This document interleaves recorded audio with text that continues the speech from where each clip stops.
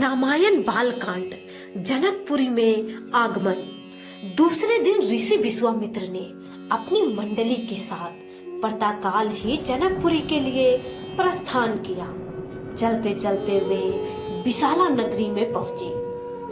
इस भव्य नगरी में सुंदर मंदिर और विशाल अट्टिकाएं शोभायान हो रही थी। वहां की बड़ी बड़ी दुकानें अमूल्य आभूषणों को धारण किए हुए स्त्री पुरुष आदि नगर की संपन्नता का परिचय दे रहे थे। चौड़ी चौड़ी और साफ सुथरी सड़कों को देखकर ज्ञात होता था कि नगर के रख रखाव और व्यवस्था बहुत ही सुंदर और प्रशंसनीय है।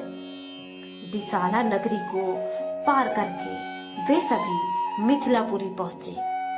उन्होंने देखा कि नगर के बाहर सुरमय प्रदेश में एक मनोहर यज्ञशाला का निर्माण किया गया था और वहां पर विभिन्न प्रांतों से आए हुए वेद पाठी ब्राह्मण मधुर ध्वनि में वेद मंत्रों का सस्वर पाठ कर रहे थे।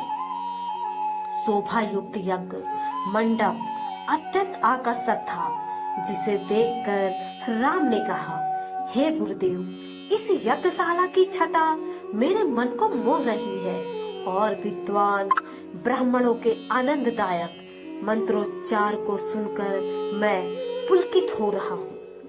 कृपया करके इस यज्ञ मंडप के समीप ही हम लोगों की ठहरने की व्यवस्था करें, ताकि वेद मंत्रों की ध्वनि हमारे मन मानस को निरंतर पवित्र करती रहे। जब राजा जनक को सूचना मिली कि ऋषि विश्वामित्र अपने शिष्यों तथा अन्य ऋषि मुनियों के साथ जनकपुरी में पधारे हैं, तो उनके दर्शन के लिए वे राजपुरोहित सतानंद को लेकर यज्ञशाला पहुंचे। पाद अर्घ्य आदि से विश्वामित्र जी का पूजन करके राजा जनक बोले, हे महर्षि, आपने यहाँ पधार कर और दर्शन देकर हम लोगों को कृतार्थ कर दिया है। आपकी चरण धूलि से यह मिथिला नगरी पवित्र हो गई है। फिर राम और लक्ष्मण की ओर देखकर बोले, हे मुनिवर, आपके साथ ये परम तेजस्वी सिंह सावक जैसे अनुपम सौंदर्यशाली दोनों कुमार कौन है?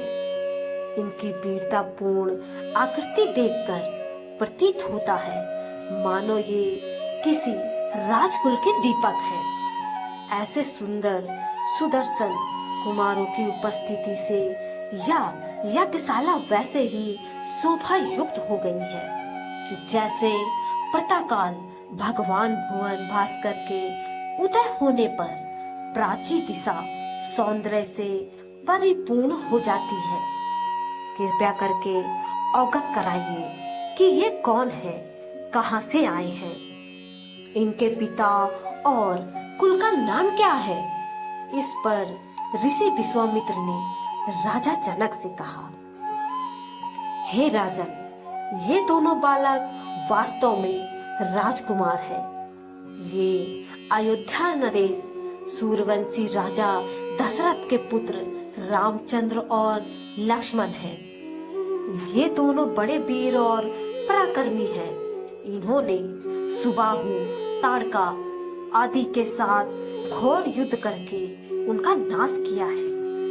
मारीच जैसे महाबली राक्षस को तो राम ने एक ही बाण से 100 योजन दूर समुद्र में फेंक दिया। अपने यज्ञ की रक्षा के लिए इन्हें अयोध्यापति राजा दशरथ से मांग कर लाया था। मैंने इन्हें नाना प्रकार के अस्त्र शास्त्रों की शिक्षा प्रदान की है। इनके प्रयत्नों से मेरा यज्ञ निर्विघ्न तथा सफलता पूर्वक संपन्न हो गया।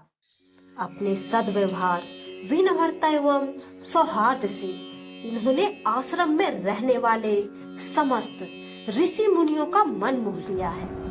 आपके इस महान धनुष योग का उत्सव दिखाने के लिए मैं इन्हें लाया हूँ। इस वृत्तांत को सुनकर राजा जनक बहुत प्रसन्न हुए और उन सबके ठहरने के लिए यथोचित व्यवस्था कर दिया।